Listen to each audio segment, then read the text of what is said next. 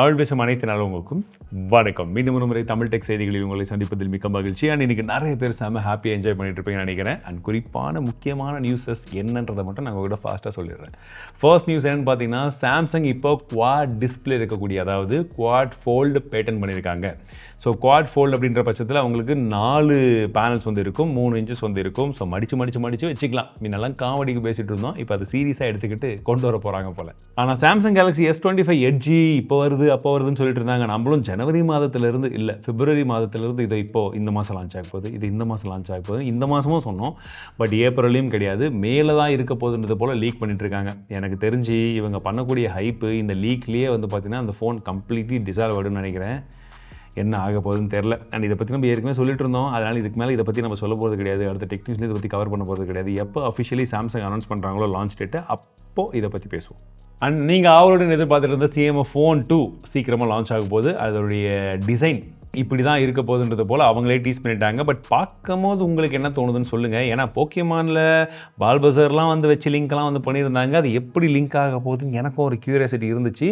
But அந்த photo இல்லை அந்த வீடியோவை பார்க்கும்போது ஒரே கேமரா இருக்கிற மாதிரி தான் தெரியுது. அதுதான் கொஞ்சம் இடிக்குது. எல்லாத்துக்கும் இந்த படம் தான் காரணம்னு நினைக்கிறேன். ஏன்னா அவன் ஒரு கேமரா வச்சு கொண்டு வந்துட்டு 60,000 விற்றுட்டானா. சரி, எல்லாம் இப்போ அதை ட்ரை பண்ண போகிறாங்க.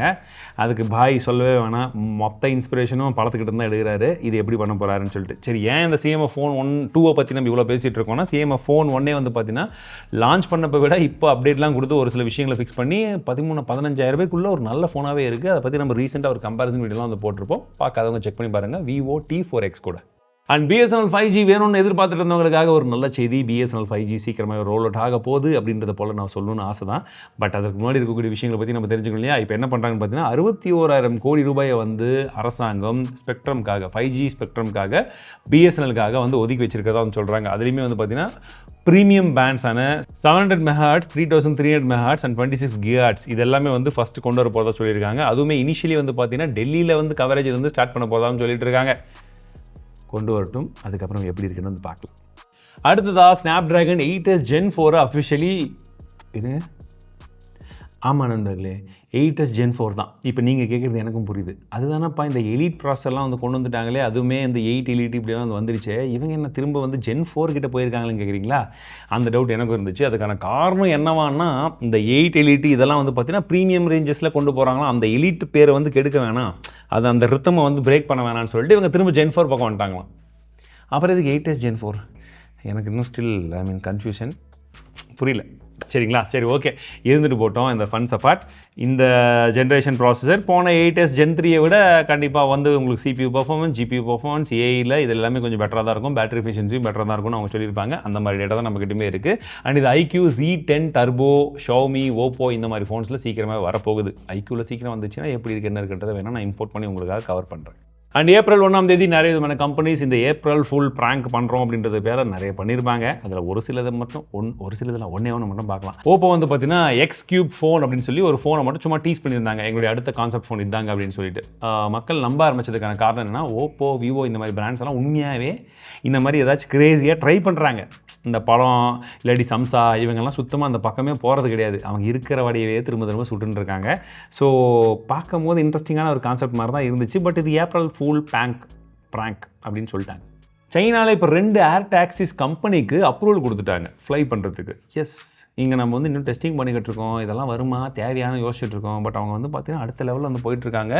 ஸோ சர்டிஃபிகேஷன் கொடுத்ததுக்கு அப்புறமா அவங்க சீக்கிரமாக வந்து பயன்பாட்டுக்கும் வந்துருவாங்க. இது வந்து பார்த்தீங்கன்னா 2 சீட்டரு 100 கிலோமீட்டர் வந்து போகும். அவருக்கு 3000 மீட்டர் வரைக்கும் போகும்னு சொல்லியிருக்காங்க. 3000 மீட்டர்னா ஹைட், ஆல்டிடியூட் வந்து 3000 மீட்டர், டிஸ்டன்ஸ் எவ்வளோ போகும்? ஸோ அதெல்லாம் கிடையாது ஆக்சுவலி. பட் சர்வீசஸ் வந்து எடுத்துக்கலாம். இதுதான் ஒரு மிகப்பெரிய விஷயம். என்னென்னா, சைனா வந்து பார்த்திங்கன்னா அடுத்த ரெவல்யூஷன் பண்ணக்கூடிய டெக்னாலஜிஸ் என்னென்னலாம் இருக்கோ எதையுமே விடாமல் ஃப்ரண்ட்டில் வந்து ரன் பண்ணிக்கிட்டு இருக்காங்க. அண்ட் இது ஒரு மிகப்பெரிய அடியாக யூஎஸ்க்கு எல்லா நாடுகளுக்கும் இருக்க போகுது. ஏன்னா இதை பற்றி நம்ம இன்னும் இன்டெப்த்தாக நேற்று தமிழ் செல்வன் சேனலில் பேசியிருக்கோம். அது என்ன எதுன்றது போக சொல்கிறேன். ஸோ அடுத்ததாக இது என்ன நியூஸ்ன்னு எனக்கு சொல்கிறதுனே தெரில. கண்டிப்பாக அடேங்கப்பா கிடையாது, ஐயோப்பா தான் இருக்கணும். பட் அந்த பேர் கூட இது வந்து இன்னுமே மோசமாக இருக்குது. அதாவது iPhone 16 Pro Max தான் வேணும்னு சொல்லிட்டு ஒரு பெண் என்ன பண்ணியிருக்காங்க, ஒரு 18 வயசு பொண்ணு வந்து அவங்க வீட்டில் கேட்டிருக்காங்க அவங்க பேரண்ட்ஸ் கிட்ட. அவங்க வாங்கி தரலன்னு சொல்லிட்டு கையை கட் பண்ணிட்டாங்களாம். ஹாஸ்பிட்டல் அட்மிட் பண்ணும்போது தான் எனக்கு வந்து ஐஃபோன் வாங்கி தரலன்றது மட்டும் தான் பிரச்சனை, என் லைஃப்பில் வேறு எந்த பிரச்சனையுமே இல்லைன்னு சொல்லி டாக்டர்கிட்ட சொல்லியிருக்காங்க. ஏற்கனவே அந்த பொண்ணு வந்து பார்த்தீங்கன்னா இது தேவையில்லையான்னு தெரியல, நியூஸ் சேனல்ஸ் எப்பவுமே இது தானே ஒரு விஷயத்தை டைவர்ட் பண்ணுறதுக்கு தேவையில்லாத விஷயங்கள்லாம் போடுவாங்களா, அந்த மாதிரி அந்த பொண்ணு ஓடி போய் கல்யாணம் பண்ணிக்கிட்டா.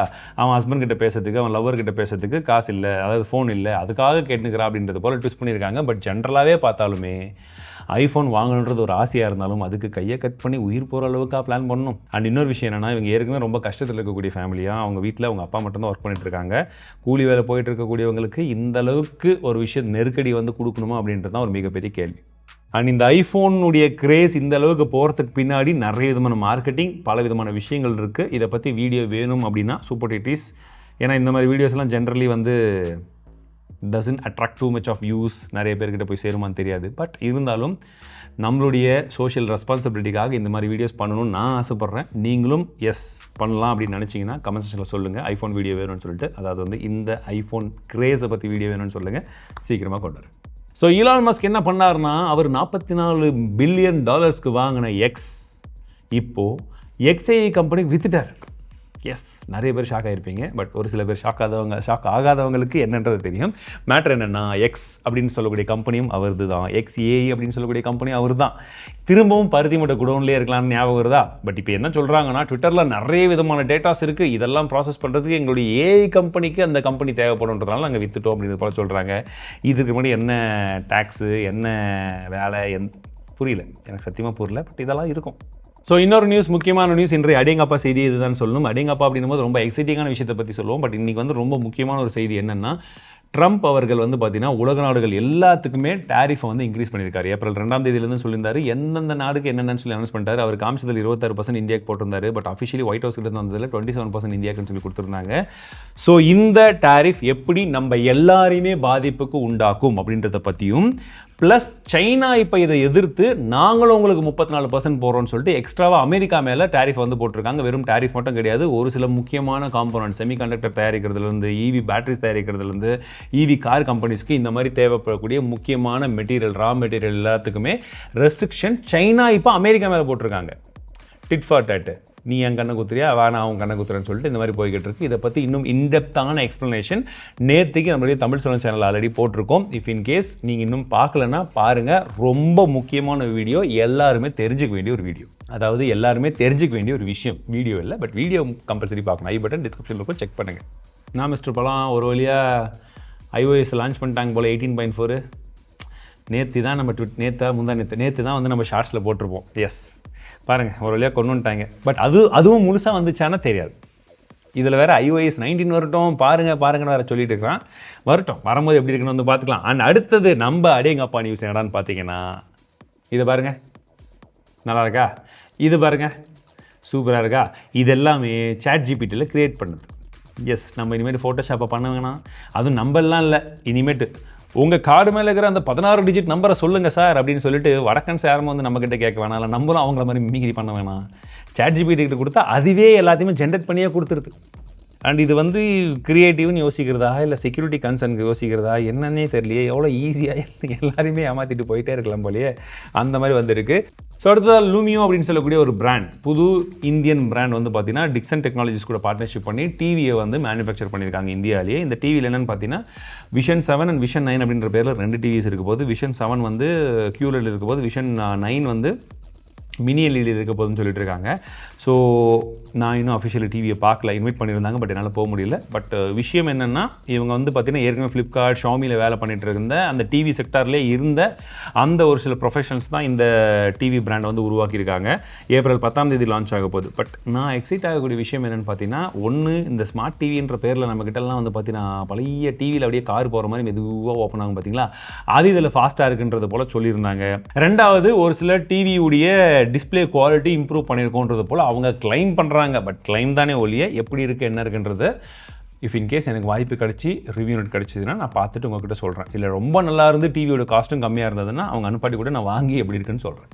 அடுத்த நியூஸை பார்க்கறதுக்கு முன்பாக ஆஸ்க் மிஸ்டர் டீட்டில் ஒரு கொஷின் இருக்குது. என்னென்னா, சரண்ராஜ் கேட்டிருக்காரு, பூமியில் இருக்கிற டவர்ஸ் ஏதாச்சும் பிரச்சனை வந்தால் பல நாள் ஆகும் சரி செய்ய, அதுவே சேட்டலைட்டில் ஏதாச்சும் பிரச்சனை வந்தால் அதை எப்படி சரி செய்வாங்க? ஒரு சேட்டலைட்டோட ஆயுட்காலம் 15-20 ஆண்டு காலம் அப்படின்னு சொல்கிறாங்க. அது முடிஞ்சதும் புதுசாக லான்ச் பண்ணுற செலவு எல்லாம் நம்ம தலையில் தானே கட்டுவாங்கன்னு கேட்குறாங்க. ஆக்சுவலி இதுக்கு பல்வேறு விதமான கோணங்கள் இருக்குது. ஒன்று பார்த்தீங்கன்னா சேட்டலைட்டுக்கு இஷ்யூ வரதுக்கான சான்சஸ் இருக்குது. இவங்க என்ன பண்ணியிருப்பாங்கன்னா அதை தன்னைத்தானே சரி செய்து கொள்கிற மாதிரி தான் ஸ்பேஸ்க்கு அனுப்பக்கூடிய முக்கால்வாசி சேட்டலைட்ஸ் இருக்கும். ஒருவேளை அதையும் தாண்டி அதை சரி செய்ய முடியல அப்படின்ற பட்சத்தில் நோ அதர் ஆப்ஷன்ஸ், இவங்க புது சேட்டலைட் தான் லான்ச் பண்ணணும். அண்ட் இவங்க சேட்டலைட் லான்ச் பண்ணக்கூடிய cost over the period of time இப்போ கம்மியாகிக்கிட்டே வருது. ஸ்பெஷலி இப்போ இலான் மஸ்க் தான் பார்த்தீங்கன்னா அந்த ஸ்பேஸ் எக்ஸ்லாம் ரீயூசபிள் ராக்கெட்ஸ்லாம் யூஸ் பண்ணுறதுனால சேட்டலைட்டுடைய லான்ச் காஸ்ட் இதெல்லாம் கம்மியாகிக்கிட்டே தான் வருது. அண்ட் இப்போ இந்திய ISRO பார்த்தீங்கன்னா ரொம்ப சீப்பாலாம் லான்ச் பண்ணுறாங்க. ஸோ இந்த மாதிரி விஷயங்கள்லாம் சேர்த்து பார்க்கும்போது மேபி அதோடைய காஸ்ட் கம்மி ஆகலாம். பட் எக்ஸாக்ட்லி என்ன காஸ்ட் ஏது அப்படின்ற டீட்டெயில்ஸ் இப்போதைக்கு தெளிவாக இல்லை. ஃப்யூச்சரில் போக போக எப்படியும் கம்மியாகும் அப்படின்றது எதிர்பார்க்கு. அண்டு போன நியூஸில் அது ராக்கெட்டா இல்லை பூஸ்டர்ஸா அப்படின்னு சொல்லி ஸ்பேஸில் இன்ட்ரெஸ்ட் இருக்கக்கூடியவங்க கமெண்ட் செக்ஷனில் சொல்லுங்கள். அடுத்த நியூஸ் என்னென்னு பார்த்தீங்கன்னா, கர்நாடகாவில் பைக் டாக்ஸிஸ் எல்லாம் கம்ப்ளீட்டாக பேன் அப்படின்றத போல் சொல்லியிருக்காங்க. 6 weeks வரைக்கும் டைம் கொடுத்துருக்காங்களா, அதுக்குள்ள ஆப்ரேஷன்ஸ்லாம் க்ளோஸ் பண்ண சொல்லி. ஸோ இந்த பைக் டாக்ஸிஸ் மற்ற விஷயங்களுக்கான பிரச்சனை தொடர்ந்து போய்கிட்டே இருக்குது. உங்களை பொறுத்த வரைக்கும் இந்த கருத்துக்கள் என்னன்றது சொல்லுங்கள். Unless or until there is a proper channel for autos, taxis, இந்த மாதிரி விஷயங்களுக்கெல்லாம் சேஃப் அண்ட் செக்யூராக கவர்மெண்ட் ஆர்கனைஸ் பண்ணி எல்லாமே நீட் அண்ட் க்ளீனாக இருக்கும் பட்சத்தில் அதுக்கான ப்ரையாரிட்டிஸ் கண்டிப்பாக இருக்க தான் போகுது. பைக் டாக்ஸிஸ் அப்படின்றது அதையுமே ஒழுங்குபடுத்தி எல்லா ரூல்ஸ் அண்ட் ரெகுலேஷன்ஸை ஃபாலோ பண்ணுற பட்சத்தில் அதுவும் ஓரளவுக்கு நடுத்தரம் மற்றும் ஏழைகள் பயணிக்கக்கூடிய ஒரு வெஹிக்கலாக இருக்கலாம் அப்படின்றது என்னுடைய கருத்து. உங்கள் கருத்து என்னன்றது ஷேர் பண்ணுங்கள். ஸோ இப்போ ரீசெண்டாக டேட்டா பிரகாரம் பார்த்தீங்கன்னா, இந்தியாவில் அதிகமாக விற்கப்பட்ட ஈவிஸ் அப்படின்ற இடத்துல முதல் இடத்துல பார்த்தீங்கன்னா பஜாஜ் இருக்காங்க, ரெண்டாவது இடத்துல டிவிஎஸ், மூன்றாவது இடத்துல ஓலா. எஸ், ஓவரால் ஷேரை பொறுத்த வரைக்கும் 27% பஜாஜ் விற்றுருக்காங்க, 21% டிவிஎஸ், 18% தான் ஓலா.